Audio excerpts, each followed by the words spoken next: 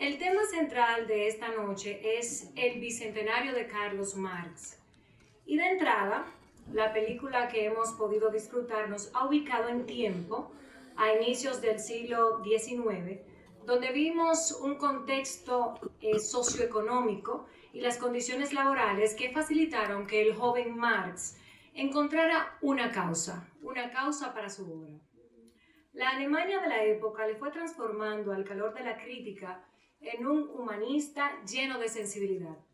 Como lo resalta la meritoria profesora cubana Isabel Monal, encontramos un humanismo en Marx. Eso es indudable. No es asunto sencillo recoger la vida de cualquier persona en un producto audiovisual. Imaginemos nosotros la complejidad que ha significado escribir, caracterizar, filmar aspectos biográficos de un personaje que ha sido tan aprobado como cuestionado por razones históricas que no vamos a tratar en este momento, no nos toca discutir aquí, pero que bien le han destinado las más álgidas pasiones en su favor o en su contra.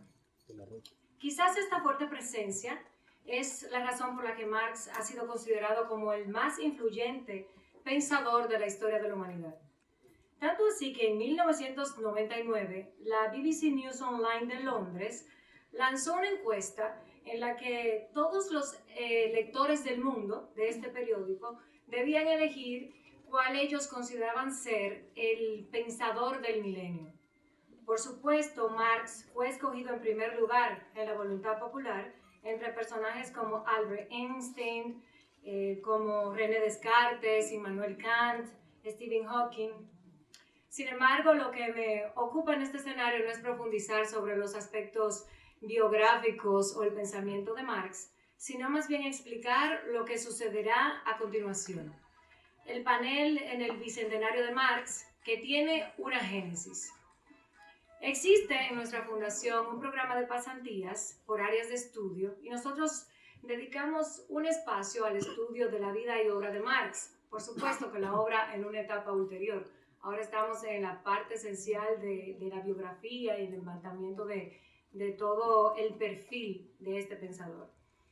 Hace poco más de 2 años, el doctor Leonel Fernández se nos acerca interesado en que recordemos que 2 años más tarde, es decir, el presente mes de mayo del 2018, el mundo conmemoraría el bicentenario del pensador más trascendental de la historia de la humanidad. Hablaba, por supuesto, de Marx, pero es un trabajo muy amplio que usted no va a poder realizar sola, Marjorie, me decía con entusiasmo. Busquemos jóvenes que puedan asistirla en esta investigación bibliográfica que resulte ser lo más amplia posible. Quizás la más respetable que pueda existir en cuanto a cantidad de bibliografía clásica que sea revisada. Busquemos todo, me decía el presidente Fernández. Vayamos a los clásicos, a los pensadores que influenciaron a Marx, a quienes fueron sus contemporáneos, a quienes él influenció, a quienes criticó. Revisemos desde el pensamiento original de Marx hasta ver lo que hay en el siglo XXI. Vamos a revisar las fuentes del marxismo, desde el pensamiento utópico francés, la filosofía clásica alemana, la economía clásica inglesa, y revisemos hasta que lleguemos a su pensamiento maduro, que como ustedes han visto en la película, se fue fraguando en sus estancias fuera de Alemania. Ustedes se pueden imaginar la emoción y la responsabilidad que implica una tarea como esa. Porque sinceramente uno en el momento no puede imaginarse ni saber la extensión de una investigación como la que el presidente nos encargó. Pero en Funglode amamos estos desafíos intelectuales. Evidentemente que fue un sí. Y llegamos entonces hasta los jóvenes que integrarán este panel y descubrimos en ellos algo especial. Marx no pudo haber imaginado que su trascendencia sería recordada 200 años después en todo el mundo, no solo en la sociedad en la que él le tocó vivir. Y menos aún que así fuere en la República Dominicana, que para 1844, el mismo año en que Marx producía sus manuscritos económicos y filosóficos, apenas alcanzaba el éxito del movimiento separatista que culminó con la independencia del 27 de febrero. Por lo que para nosotros era algo ajeno lo de organizaciones sociales, movimientos sindicales, derechos laborales. No existía industrialización. Lo que prevalecía en la formación social dominicana era una modalidad precapitalista. Eso sucedería después. Pero mientras tanto, Europa y Norteamérica conocían el capitalismo mercantil e industrial, y ya Marx se refería en esos 3 tomos de los manuscritos económicos y filosóficos al salario, al beneficio del capital, a la renta de la tierra, a la propiedad privada, trabajo, socialismo, en fin. Tampoco se podría anticipar que en esta misma tierra, más de 80 años después de la muerte de Marx, un joven dominicano, a sus escasos 15 años, iniciara su interés por la filosofía y encontrara en esos manuales de introducción un nuevo mundo, el de las ideas. No de aquellas ideas que solo interpretan al mundo, como criticaba Marx de los filósofos de su época, sino de aquellas ideas con la vocación para lograr la transformación de la sociedad. Ese joven, con apenas 15 años como adulto, sigue empeñado en interpretar su época y transformarla, entre otras, a través del conocimiento. Me refiero, estimados amigos, al doctor Leonel Fernández.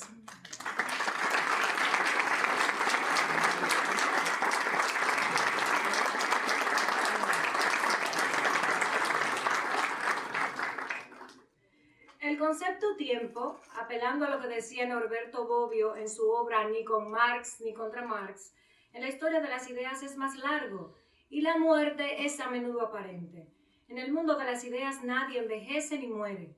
Nosotros hemos conocido a un Marx que es economista, filósofo, historiador, sociólogo, que ejerció incluso el periodismo y en el centro de la contemporaneidad luce inmortal, y cuya relectura, como bien sugería Bobbio que era necesario en sus discursos críticos, la asumieron estos jóvenes, todos de la Universidad Autónoma de Santo Domingo, desde Fonglode.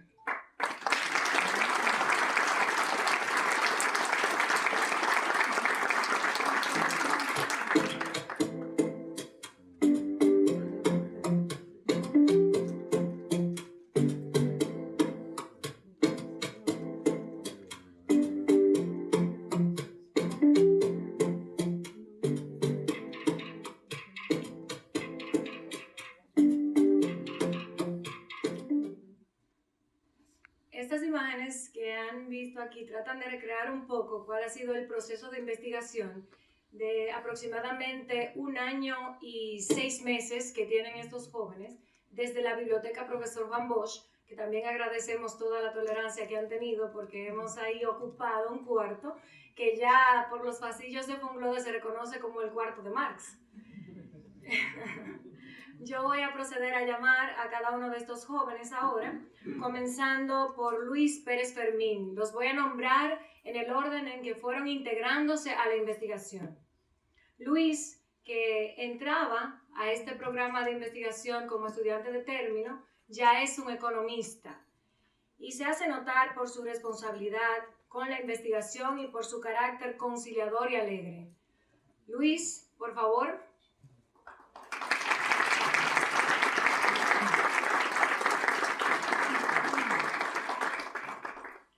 Pedro Valdés, nuestro Peter, es estudiante de sociología con una impresionante dedicación a la investigación, de alta sensibilidad y respeto por los demás.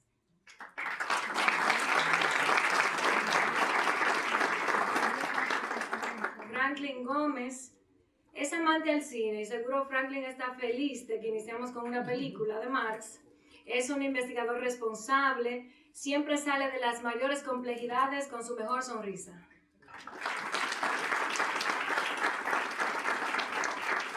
Bernis y Danet Gómez, con carácter tranquilo, encuentran en el silencio su mejor oportunidad para hacer las revisiones de los textos de manera responsable.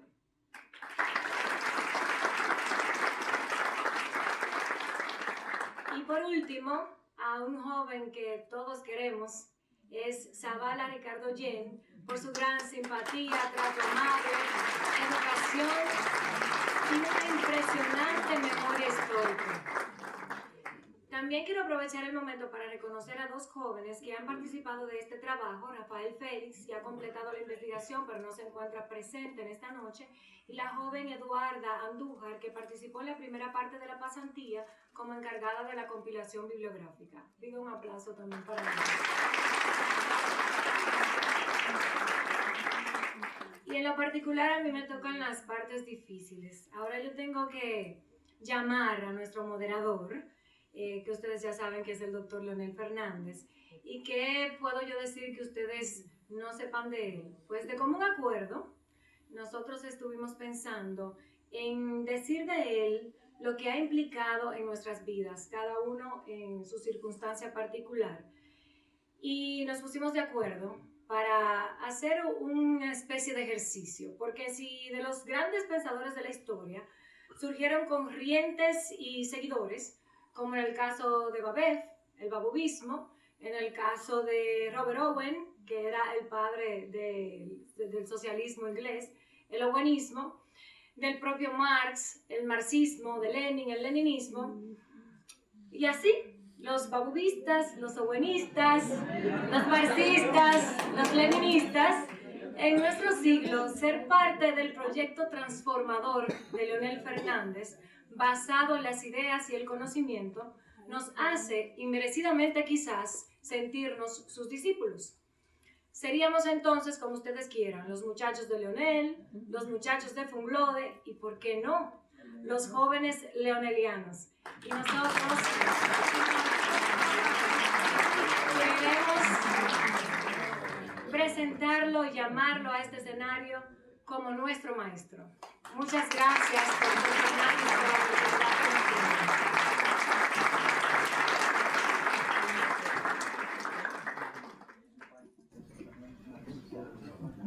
Y ahora iniciamos el panel en el bicentenario de Marx.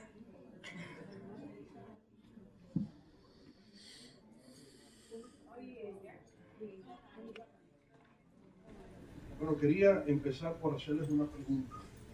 ¿Qué les pareció la película? Bien. Muy bueno. Saben que impresiona saber que el director de esa película es de origen haitiano. Es un director haitiano. Ha estado en distintas ocasiones aquí en Funglode y a él debemos agradecerle que nos concediera el derecho para poder presentar la película que hoy requería una autorización especial y él muy generosamente así lo hizo. Se llama Raúl Peck.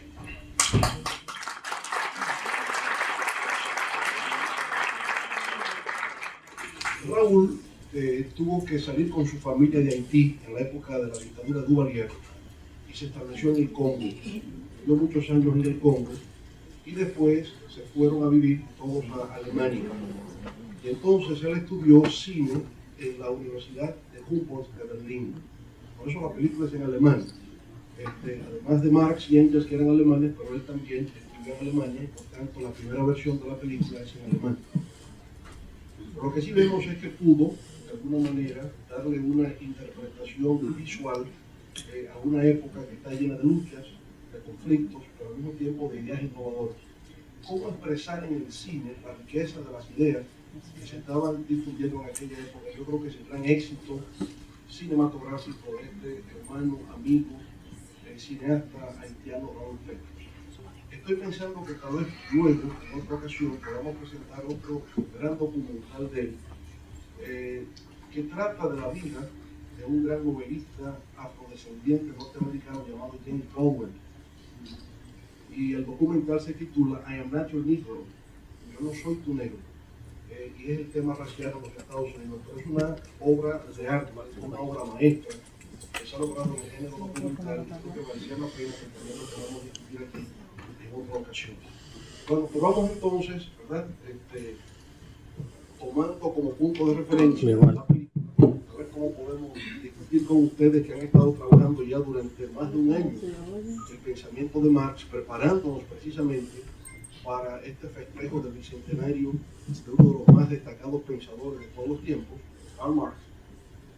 Ustedes un poco nos orienten, empezando por, digamos, la atmósfera, el ambiente que había en los años del esparcimiento. Quizás podemos empezar con Zavala, que nos puede orientar sobre ese particular.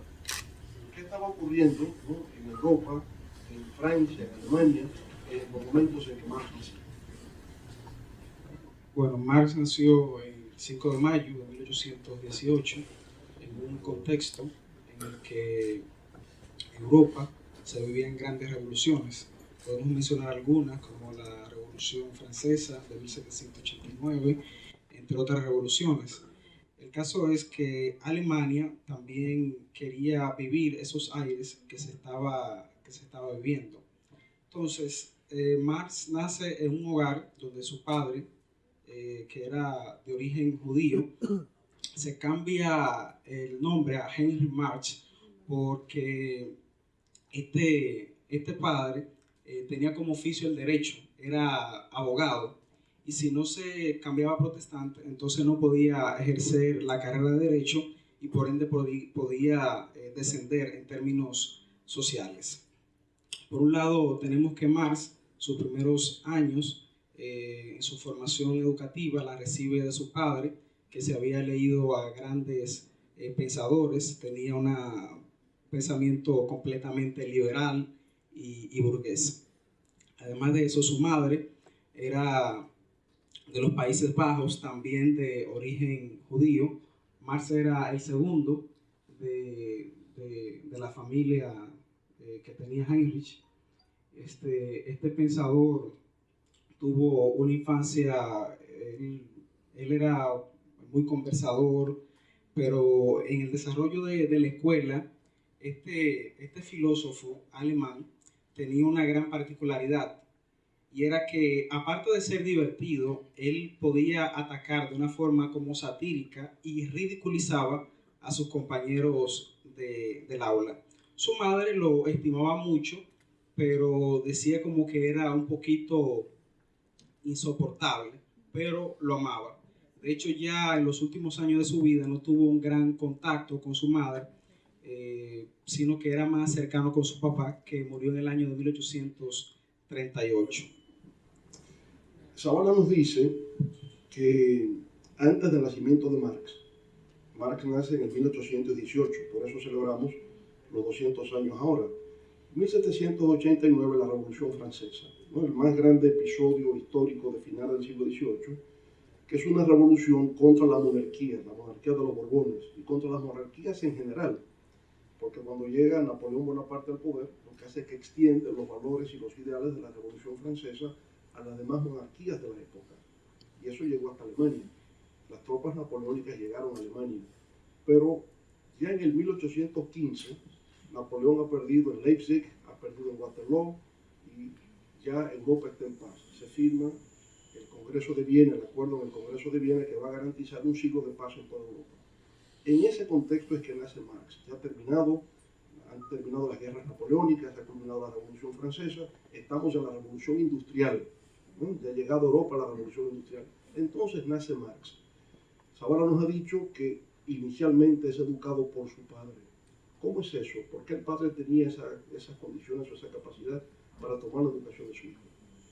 En primer lugar, el padre Marx, como mencionaba Zavala, era abogado, igualmente era ilustrado. El padre de Marx se formó bajo la influencia de la Ilustración francesa y era un nacido lector de autores como Kant, como Voltaire, como Rousseau, como Montesquieu. Y de hecho, toda la parte suroeste de Alemania estuvo invadida por el ejército napoleónico hasta 1815. Marx nace en el pueblo de Treveris, y Treveris es una ciudad que pertenece a la región alemana de Renania. Toda Renania desde 1795 hasta 1815, cuando el rey vino Federico Guillermo III recupera esa parte, estuvo muy influenciada. Igualmente, esta influencia no solamente fue ideológica, sino que también se impregnaron todos los ideales burgueses de igualdad, de progreso y desarrollo tecnológico. Y de hecho, es esta región, la de Renania, y Treveris, junto a Bonn, Colonia y otras ciudades de esta misma región, quienes tienen todo el poder industrial y el poder burgués en el cual se sienta. Hoy se dice que Marx nació en Alemania, pero en aquel entonces no se conocía como Alemania. ¿Qué pasaba ahí, Luis? Sí, bueno, realmente Alemania estaba dividida y Marx entonces nace en el estado de Prusia. Entonces en Prusia la situación era, como bien explicado, era difícil porque Prusia se había anexado a Francia con la Revolución Parisense. Pero después entonces, en el 15, vuelve otra vez a Alemania y entonces cuando Marx entonces comienza a tener su formación y comienza y llega en un punto donde lo que le queda simplemente es estudiar y disfrutar de lo poco que había dejado Francia de Alemania. Pero lo más interesante, entonces podríamos comenzar a destacar, es cuando él llega a su vida a Bonn, que es en la provincia de Rin, Prusia. Aquí en Bonn, más llegan... Antes de eso, Luis, es importante aclarar que mucha gente a veces tiene la confusión cuando ve Prusia, cree que tiene que ver con Rusia. Prusia nada tiene que ver con Rusia. La Prusia era uno de los 39 estados de la Confederación Alemana en el siglo XIX, porque Alemania no existía como país, como Estado-nación. Entonces, Prusia era uno de los 39, como era Austria. Austria era uno de los estados miembros de la Confederación Alemana, ¿correcto? Entonces, Marx nace en un pequeño pueblecito que se llama Treveris, que se encuentra en el suroeste de Alemania, casi hace frontera con Francia, y pertenecía a la Prusia renana. ¿Y renana por qué? Porque está en las cercanías del río Rin. El río Rin, que es uno de los principales ríos de Alemania, entonces la Prusia renana. ¿Correcto? Bueno, entonces entramos, Marx termina los estudios con su padre, va al bachillerato, y ahora Luis nos dice que entra a la Universidad de Bonn. ¿Qué va a estudiar? Bueno, el interés de Marx era estudiar literatura y filosofía, pero por influencia de su padre tiene que estudiar Derecho. Marx llega a la Universidad de Bonn a finales de 1835, donde la Universidad de Bonn tenía algunas características dignas de mencionar, como por ejemplo, la universidad no estaba exenta de las condiciones que habíamos mencionado que estaba viviendo la Prusia de la época. Se vivían lo que eran persecuciones, encarcelamientos, expulsiones, ya que el pueblo o la región de Rin había saboreado lo que eran aires liberadores que se comenzaban a disipar y a difundir en lo que eran campesinos, estudiantes, pequeños burgueses y artesanos. Estos aires de libertad que exigían una Alemania unida provocaron que los príncipes nobles y los príncipes de la antigua Alemania feudal se unieran para entonces ponerle un alto a estas manifestaciones, por lo que se lleva a lo que es una censura, principalmente en la ciudad de Bonn, que la universidad era el foco y el centro de la ciudad de Bonn. Entonces, cuando Marx llega a Bonn, se da con este panorama de censura con estudios académicos. La Universidad de Bonn es la sexta universidad más importante en la época de Prusia. Y entonces Marx aquí, cuando llega, se da cuenta de que para pertenecer a la Universidad de Bonn era casi un requisito pertenecer a grupos y asociaciones estudiantiles. Pero ¿qué pasa? En esa época se le daba persecución. Existía lo que era la policía secreta, que se encargaba de encontrar a esos estudiantes que le gustaba hacer revueltas en las zonas universitarias. Hablando un poco más de la vida intelectual de Marx, Marx era un joven muy destacado. En su primer semestre en la Universidad de Bonn, toma 9 cátedras de estudio, y simplemente su padre, textualmente, le envió una carta donde le dice lo siguiente, que le parecía que 9 cátedras de estudio era demasiado para él, que él no quería que su entusiasmo sobrepasara los límites de la carne y del espíritu, pero que si no encontraba mayores dificultades, pues entonces que adelante, ya que el conocimiento es ilimitado y el tiempo muy breve. Marx, posterior a eso, nunca tuvo problemas en la academia, nunca tuvo problemas como estudiante, al contrario, siempre fue muy sobresaliente, pero muy pronto también comenzó a darse cuenta de que esas cátedras que él había tomado simplemente no le interesaban, simplemente limitó las cátedras al mínimo posible, y entonces él comienza a estudiar por su propia cuenta. En esta faceta donde él estudia por su propia cuenta, entonces él comienza a desarrollar un método de estudio propio, que más adelante serían los métodos que él utilizaría para desarrollar su plan de estudio en las universidades de Berlín. ¿Qué pasa? En las cartas que se piden de Marx y su padre, también se puede evidenciar otras facetas de Marx que son las más interesantes, ya que Marx no simplemente se sentía que fue a Bonn a hacer una carrera universitaria. Marx estaba muy involucrado en lo que era la atmósfera colorida que vivía la Universidad de Bonn en la época, donde había un romanticismo entre los estudiantes y las revueltas, y Marx era perteneciente incluso, y llegó a ser codirector de lo que es el Club de Treveris, el Club de la Taberna de Treveris. Marx en esta época comienza también a tener algunos conflictos, como por ejemplo en 1836, en junio de 1836, Marx es encarcelado por la censura, cosa que no se la toma muy a la ligera, se la toma muy severo, ya que simplemente él no pensaba como que era algo natural ser censurado en la época.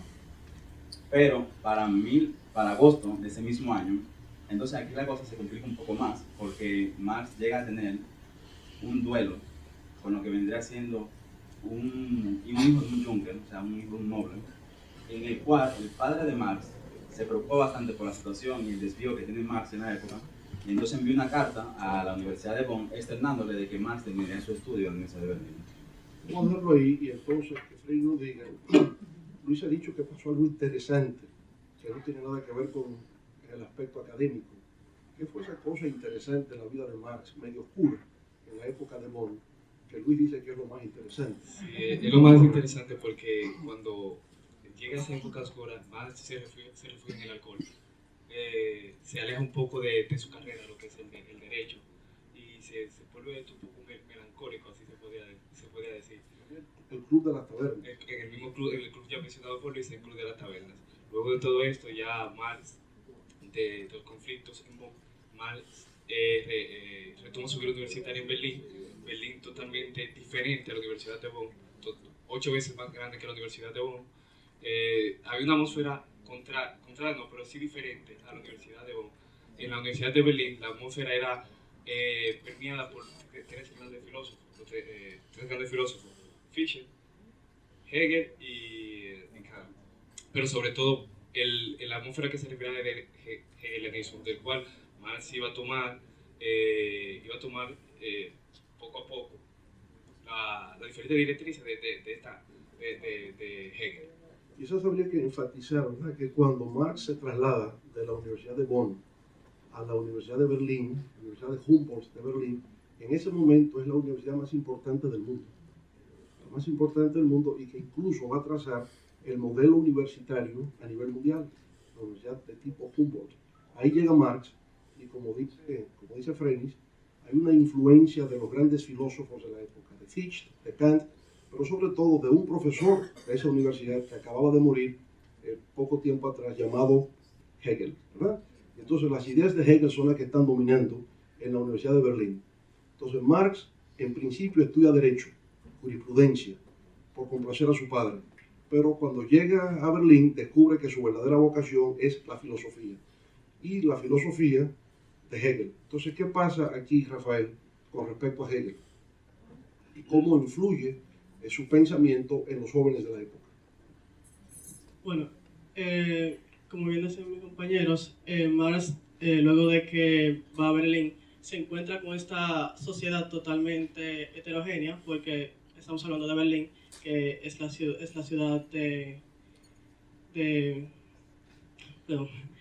estamos hablando de Berlín, que es una ciudad como cosmopolita y en donde se ven donde Marx ve varios pensamientos, ve diferentes personas.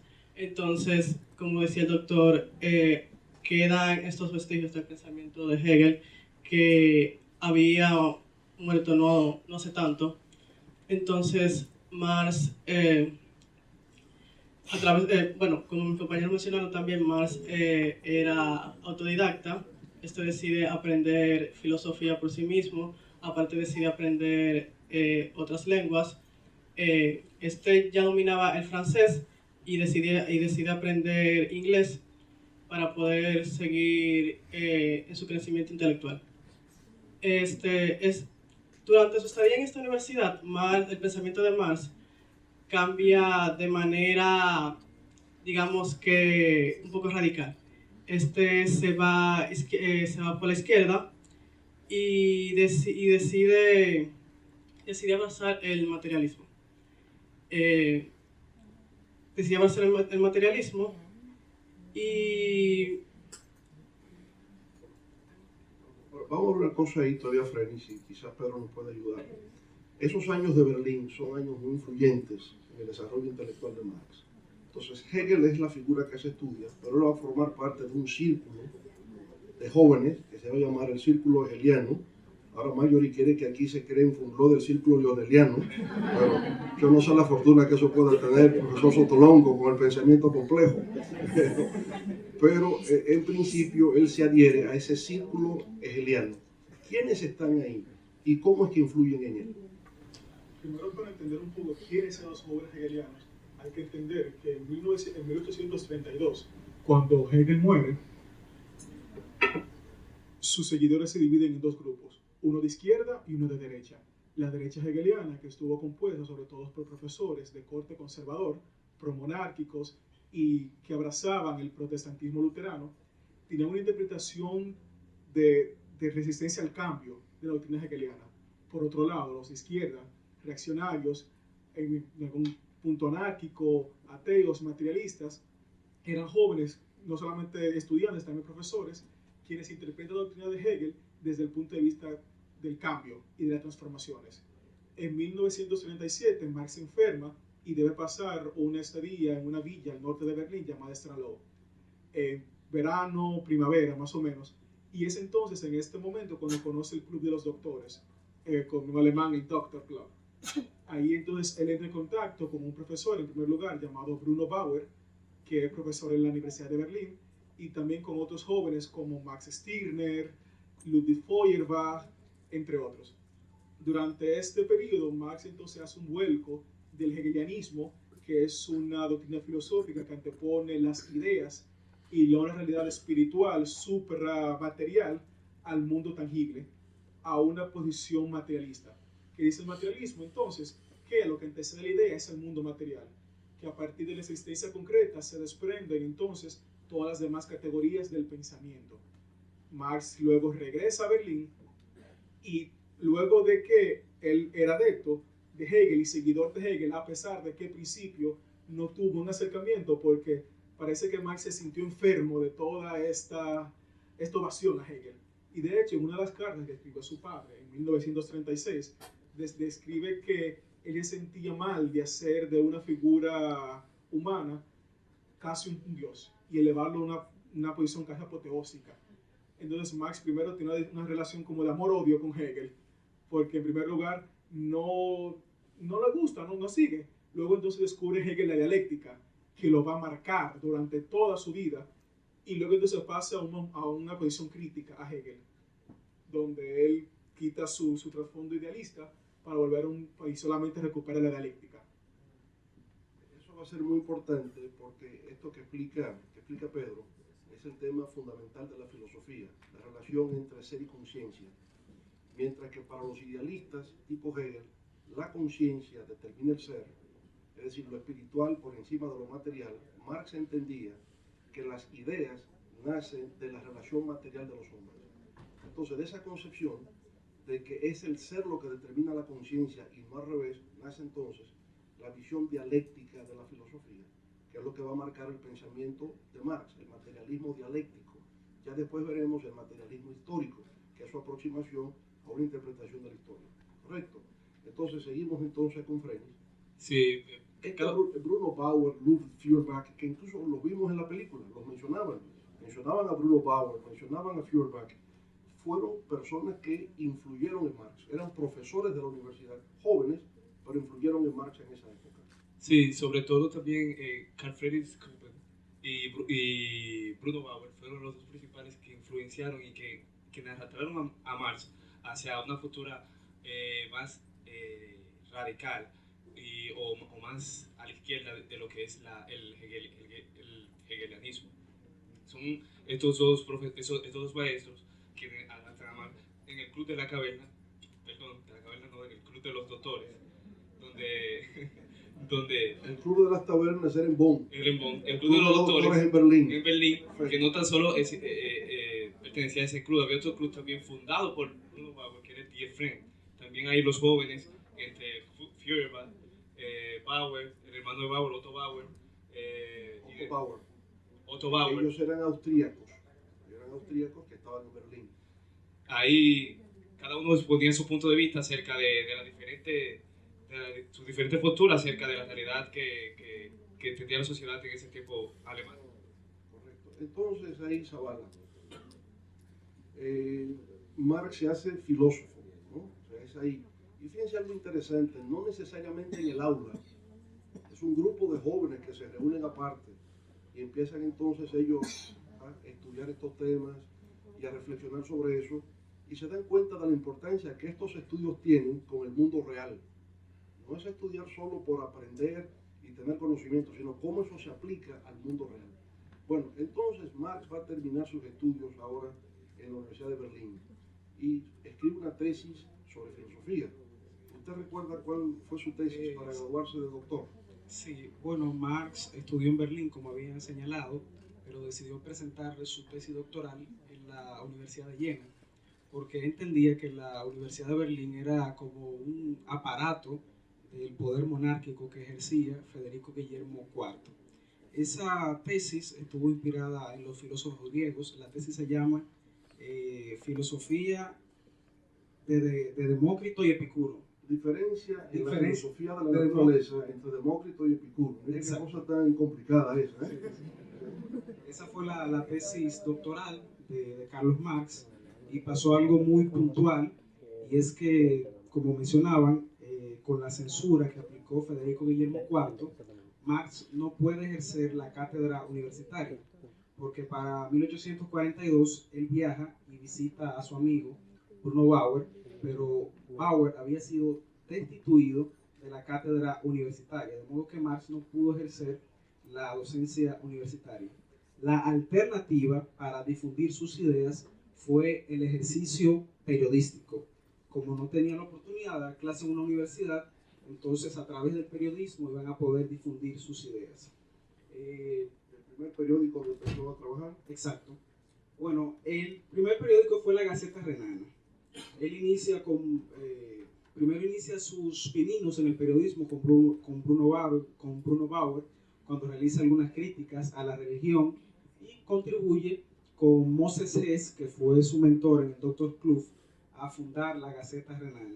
En principio, por recomendación de Marx, la Gaceta Renana estuvo dirigida por Rutenberg, pero entonces Marx, a la edad de 24 años, se convierte en director de este periódico.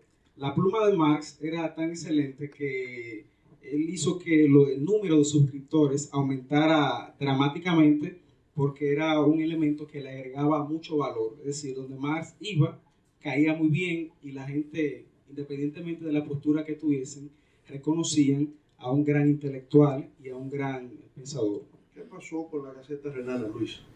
Bueno, ya esta parte es un poco más fácil de explicar, porque como podemos ver en el material, el primer capítulo del material se ve que Marx se lo llevan, o sea, se lo llevan preso, y es porque están cerrando la Gaceta Renana.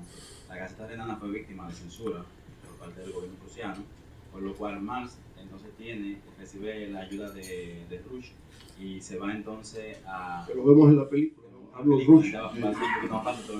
Entonces Marx se va entonces a Francia, a París, a hacer los Anales Franco-Alemanes. Que es otro periódico, y ahí escriben los Anales Franco-Alemanes. Añadiendo algo ahí mismo, cuando Arnold Ruch le hace la propuesta de crear el periódico en Francia, él aprovecha y en junio se casa con Jenny von Westphalen, que dura algunos mesecitos y se pone a leer a los grandes tratadistas políticos del Estado, como Maquiavelo, como Rousseau, como Montesquieu, etc. Y bueno, Marx pudo en su infancia y en su adolescencia ganarse la simpatía del padre de Jenny, y desplazó a todos los pretendientes que pertenecían a la alta esfera, de modo que Marx se la jugó bien ahí. Muy bien. Zavala está insinuando como que Marx era de Villa Juana.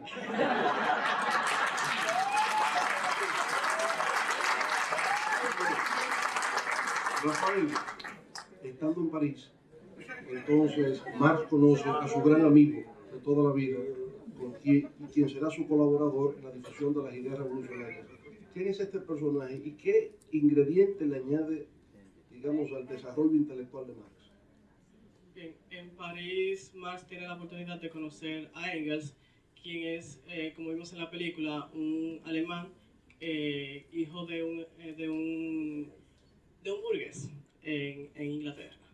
Entonces, un burgués en Inglaterra, como vemos, tiene esta disyuntiva de que soy hijo de un burgués, pero tengo una ideología que va a favor del proletariado, de la gente que trabaja para mi padre, de la gente a la que mi padre explota.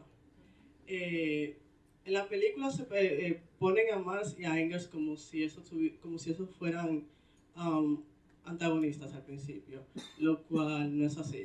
Marx y Engels tuvieron la oportunidad de conocerse porque estos escribieron para el mismo periódico y habían tenido la oportunidad de intercambiar cartas. Engels aporta a Marx porque hace un estudio en Inglaterra sobre la clase obrera, un estudio que yo diría que es un excelente estudio sociológico y pragmático, algo que aporta muchísimo a Marx, porque como vemos, Marx era más teórico, era más... era el filósofo. Exactamente, era el filósofo. Y entonces, voy con el economista, ¿verdad? Entonces, con Luis, que es el economista, hasta entonces Marx es el filósofo. Y quizás en la película, más que revelar un antagonismo inexistente entre Marx y Engels, era revelar el carácter un poco difícil de Marx. Marx era impetuoso, agresivo, ¿no?, en la relación. Pero en el diálogo de la película, él le dice, usted tiene que leerse tales y tales libros. ¿Recuerdan? ¿Qué le dice? ¿Cuál es la sugerencia de Engels ahí? Sí, ya Engels conocía de primera mano a un economista con el cual él había tenido gran rivalidad, que era David Ricardo. El libro que se ve en la película es Teoría de la Tributación y Tasación, de David Ricardo, que era un libro que, en muy pocas palabras, podríamos decir que le enseñaba a la burguesía cómo realizar comercio. Engels también adelanta a Marx de que existen otros clásicos. Bueno, la palabra clásico la otorga Marx para referirse a los economistas de Inglaterra. Pero Engels adelanta a Marx de que existían otros pensadores clásicos en la época y que tenían teorías muy interesantes. Aquí podemos mencionar fácilmente a Adam Smith, David Ricardo, Thomas Malthus, Jean-Baptiste Sayce, Jeremy Bentham, John Stuart Mill y entre otros. Bueno, autores que Marx no conocía hasta entonces, porque él conocía solo de filosofía. Engels era más el economista y le abre el horizonte intelectual. Hay que leerse a David Ricardo, hay que leerse a Adam Smith, hay que leerse a Jeremy Bentham, y él lo hace. Y por supuesto ahí entiende, ¿verdad?, que necesita esos conocimientos para influir en la clase trabajadora, organizarla y enfrentarse, digamos, a la opresión de la época. Correcto. Por este interés que Marx genera por los economistas clásicos ingleses, es donde él más adelante entonces realizaría su primera obra, que podríamos decir que es totalmente económica, que es la contribución a la crítica de la economía política. Entonces, podríamos decir que con Engels, entonces, Marx siembra lo que son las bases para interesarse por la economía. Entonces, Pedro, en el marxismo, en lo que es el pensamiento marxista, vemos una primera categoría que es la filosófica, donde Hegel influyó, Bruno Bauer, Ludwig Feuerbach, Max Stirner, y luego Marx va refutando algunas de sus tesis, construyendo pensamiento propio. Pero luego viene la economía, y hay un tercer aspecto, Pedro, que tiene que ver con el socialismo utópico francés.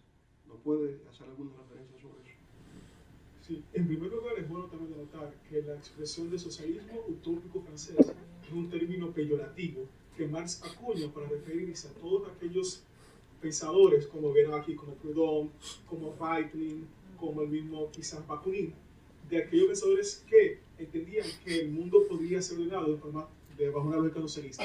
De hecho de que podrían tener una propiedad común y socializar la propiedad privada. No obstante, Marx veía estos postulados como anticientíficos, en tanto de que estos se basaban en la bondad inherente al ser humano que no habían sido probados bajo un rigor metodológico y que confiaban solamente en el carisma, en el discurso político y no con una representación fidedigna de la realidad. Entonces Marx toma su noción de comunismo científico como contraposición y como forma crítica al socialismo utópico. ¿Cuál es la diferencia? En el comunismo científico, que no se denominó socialismo científico porque, como dije, el socialismo era un término peyorativo en aquel entonces, en primer lugar, y que en segundo lugar, socialismo se refería a todos los pensadores que tenían esa posición. El comunismo entonces hacía mayor alusión a una propiedad común, como la antípode de la propiedad privada. Entonces científico porque esta forma de construcción, esta construcción comunal de la propiedad estuvo basada en aquellos estudios, tanto teóricos por parte de Marx y empíricos por parte de Engels, de la sociedad. Entonces, armado de estas ideas, filosofía, la economía clásica inglesa y el socialismo utópico francés, Marx y Engels entienden que hay que ser parte de una organización para generar conciencia en los trabajadores y luchar contra el orden reinante. De ahí viene lo que vimos en la película, la Liga de los Justos. ¿Qué nos dice Freni sobre eso? Y cómo de la Liga de los Justos se pasa a la Liga de los Comunistas. Bueno, como bien vimos en la película, en la Liga de los Justos, donde, por así decir, Marx y Engels lo que ven en la Liga de los Justos como, diría yo, un peldaño para así aprovechar la efervescencia que habían en ese sentimiento de parte de los obreros, para así tratar de transmitir su idea, cosa que resultó chocante con las corrientes socialistas y con otras corrientes también, tanto la de Proudhon, que estaban presentes ya en la conferencia, en la última conferencia, y donde ella declara de que sí debe haber otro visto o otro punto de vista acerca de la opinión que tenían los socialistas. Claro. La Liga de los Justos, lo que vemos es una organización de trabajadores, hay sindicatos, hay todo esto, ¿no? Pero donde convergen muchas corrientes distintas. Hay anarquistas, se ve la figura de Bakunin, está Proudhon, que es un socialismo sentimental, ¿verdad? Y todo nota por el eslogan, todos los hombres son hermanos. Lo vimos en la película, eso no es verdad. Proletarios del mundo entero, unidos, ¿verdad? Le cambia la cosa de ese socialismo sentimentalista, ese corrientes anarquistas por la concepción del socialismo científico de Marx y Engels. Entonces ahí pasa a la Liga de los Comunistas, ¿correcto? Ahora, hay un texto que vimos en la película y me pareció interesante de cómo le da un drama visual a lo que es simplemente un libro, el Manifiesto Comunista, escrito por Marx y Engels. ¿Y cuál es la importancia que tiene este texto? Bueno, el Manifiesto Comunista fue, podría decirse, la herramienta ideológica de la misma organización. En el 1 de junio de 1847, cuando se realiza la primera convocatoria de la Liga de los Comunistas como tal, se le pide a Marx y Engels que realicen un documento que contenga el programa de la Liga. Engels empieza a hacer una especie de borrador en Inglaterra, pero este no lo termina. Ya para la segunda convocatoria de la Liga de los Comunistas, que se realiza en diciembre del mismo año, 1847, Marx decide tomar la tarea de realizar este texto. Y seguía un poco del borrador que realiza Engels anteriormente. Este documento, Marx, se diferencia de todos los otros textos de Marx porque tiene un lenguaje sencillo, más no tiene tanto tecnicismo ni tanta términos complicados para los obreros, porque es justamente para que este fuera una especie de panfleto que se pueda distribuir a los obreros y que estos puedan entender un poco de lo que Marx y Engels planteaban, un comunismo científico y que tuvieran una idea de conciencia de clase. Bueno, ustedes observaron en la película el esfuerzo que se hacía por generar un texto que fuese simple y en realidad está escrito en la corriente del romanticismo alemán de la época, ¿no? Es un lenguaje bellísimo, vibrante, y es uno de los textos, digamos, de mayor rigor y claridad que se han escrito en la ciencia política. Ustedes vean cómo ellos descifraban, ¿no? Un fantasma recorre el mundo, el fantasma del comunismo. Ahora que los grupos reaccionarios de Europa se han unido en Santa Alianza, Metternich en Alemania, Quixote en Francia, y por ahí sigue, ¿no? Y entonces, bueno, describe que toda la historia de la humanidad es la historia de la lucha de clases. Y ahí pasa entonces a esa concepción del materialismo histórico, ¿correcto? Es en el manifiesto donde por vez primera define la historia. En la sociedad esclavista eran amos contra esclavos, señores feudales contra siervos de la gleba. Ahora en el capitalismo, burguesía contra proletariado. Entonces la lucha siempre ha sido, la historia es siempre la lucha de clases. Una clase opresora, una clase oprimida, simplifica la lucha y eso entonces hace de alguna manera difundir la doctrina. Bueno, pero el gran texto de Marx en la economía, volvemos con el economista, después del manifiesto comunista, que es un panfleto de tipo político, en la parte ya del rigor profesional del economista, su obra fundamental. Su obra fundamental es El Capital. Podríamos empezar diciendo de que la obra que mencioné anteriormente, que era la contribución a la crítica de la economía política que había escrito Marx, es la base esencial del Capital. El Capital no solamente Marx se encarga de recoger lo que son avances económicos, también trata de describir la situación la situación que se vivía en Inglaterra y en toda parte del mundo con el proletariado. Aquí en el Capital, Marx envuelve unas terminologías también que son muy interesantes, que son como lucha de clases, superestructura, relaciones de producción, crea también teorías del valor, que simplemente hace una crítica exacta a la situación que estaban viviendo Europa en ese entonces. Creo que también... Luis, hay un aspecto importante en el pensamiento económico marxista, diferencia entre lo que es el precio y lo que es el valor. Para Marx, ¿qué es lo que es el valor? Bueno, para Marx el valor está dado por el tiempo socialmente necesario para la producción. O sea, mientras los economistas clásicos desarrollaron una teoría muy incompleta de lo que vendría siendo el valor, porque algunos decían que el valor estaba dado por su naturaleza, otros decían que el valor estaba dado por la cantidad de trabajo necesario que se implementaba para realizarse, pero Marx emplea el término tiempo socialmente necesario para la producción, porque es el trabajador en la fábrica, es el tiempo que... Y es lo que llaman la teoría del valor. Entonces, el valor de una mercancía no está en su precio, sino en el trabajo socialmente necesario empleado para su producción. Y ese trabajo socialmente necesario, ¿quién lo realizaba? El trabajador, el proletariado. Y ese beneficio obtenido como consecuencia del trabajo era lo que llamaban la plusvalía. O el plusvalor. ¿Y qué diferencia establecía él entre valor de uso y valor de cambio? Sí, Marx se refería al valor de uso y al valor de cambio de una manera muy interesante, ya que él decía que algunas mercancías tienen valor de uso y otras mercancías tienen valor de cambio. Valor de uso se refería a aquella mercancía o a aquellos bienes que por su naturaleza eran muy útiles. Y, por ejemplo, satisfacen una necesidad, pero no tienen gran valor de cambio. Ejemplo, el agua. Okay. Sin embargo, hay bienes que tienen gran valor de cambio y poco valor de uso. El diamante. Correcto. Bueno, muy bien. Entonces, pasa un problema. Que muchas de las obras de Marx que hemos conversado aquí hoy, ¿verdad?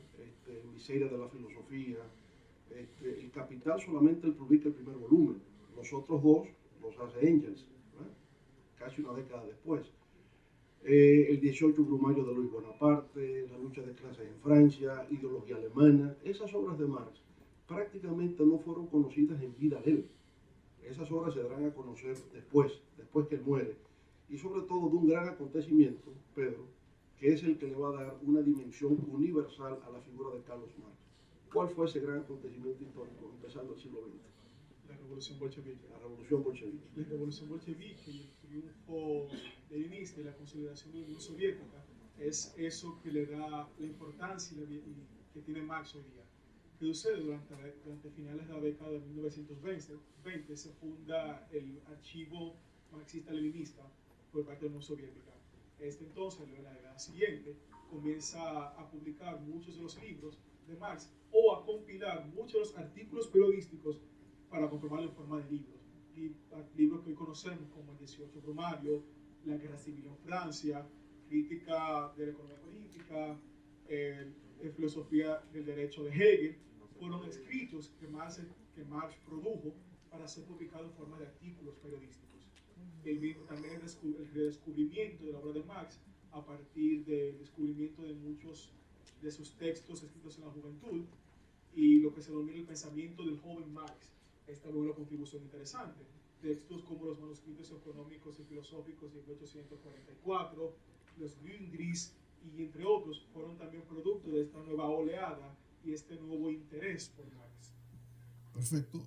Por supuesto, después de la revolución bolchevique han venido muchas otras revoluciones y terminando el siglo XX, muchos de esos movimientos revolucionarios entraron en declive.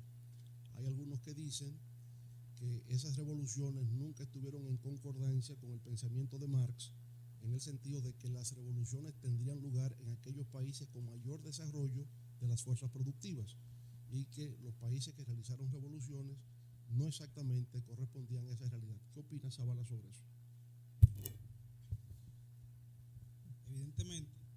Evidentemente Marx entendía que el comunismo tenía que aplicarse en los países que habían alcanzado un alto desarrollo industrial, un alto desarrollo en las relaciones de producción, por lo que resulta un poquito contraproducente que en otros países que ni siquiera se habían desarrollado las relaciones capitalistas se hayan dado esas revoluciones. Por ejemplo, cuando se dio la revolución de 1917, todavía Rusia era el país más atrasado de Europa, de modo que Marx entendía que debió de darse en Inglaterra, y si hablamos en la actualidad, presidente, sería en Estados Unidos. Como consecuencia del desarrollo de sus fuerzas productivas. Exacto. Y de hecho ya hay autores que lo plantean así. Exacto. Igualmente, doctor, también Sí. aportar que para Marx el comunismo era, la teoría de Marx era una teoría, en mi opinión, cuasi profética, en el sentido de que el comunismo es el resultado necesario de las propias contradicciones internas del capitalismo. O sea, la sociedad socialista es un estadio que va obligatoriamente luego de la sociedad capitalista porque se produce por la concentración de capital por una parte muy reducida, a la que llamamos burguesía, en detrimento de una parte mayoritaria llamada proletariado. Entonces, el papel del proletariado y toda la actividad sindical que tuvo Marx no tiene otro sentido que quizás acelerar ese proceso, y es empoderar al proletariado para que pueda llevar a cabo todo este proceso revolucionario más pronto, pero sin un tránsito por el capitalismo y el capitalismo avanzado. En el marxismo ortodoxo, en el marxismo clásico, la sociedad comunista no es viable. Naturalmente, Luis, Marx habló de que el capitalismo había sido la fuerza más revolucionaria que había conocido la historia. Entonces, si Marx dice que el capitalismo ha sido la fuerza más revolucionaria, ¿cómo podía profetizar su caída y su desaparición o extinción? ¿Cómo es eso? Sí, el pensamiento de Marx era muy acertado porque Marx entendía de que en algún momento el capitalismo iba a tener un tope, iba a tener un límite, y cuando eso llegase a ocurrir, entonces el capitalismo no iba a necesitar la clase trabajadora. Pero una vez allá en Cuba conversando, hablábamos de que también existían algunas teorías, como la teoría del ejército de reserva y otras teorías que decían que no, que los trabajadores eran totalmente necesarios en las fábricas, que era totalmente el capitalismo dependiente de los trabajadores. Pero hoy en día, con el modernismo, hemos podido ver que el capitalismo sí ha cumplido algunas condiciones de las que Marx predijo en la época, que es una evolución, ha evolucionado constantemente, por lo que ha conllevado a que cada vez menos, hoy en día podemos ver, se necesiten trabajadores para hacer cierto tipo de trabajo. Yo diría básicamente es que se planteaba contradicciones internas dentro del sistema. Y esas contradicciones llevaban al final a la autodestrucción del sistema. Y por eso decía que el capitalismo creaba condiciones para ser su propio sepulturero, ¿no? Que es lo que, y la clase destinada a hacer eso era la clase trabajadora o el proletariado. Bueno, ¿creen ustedes que los muchachos pasaron el examen?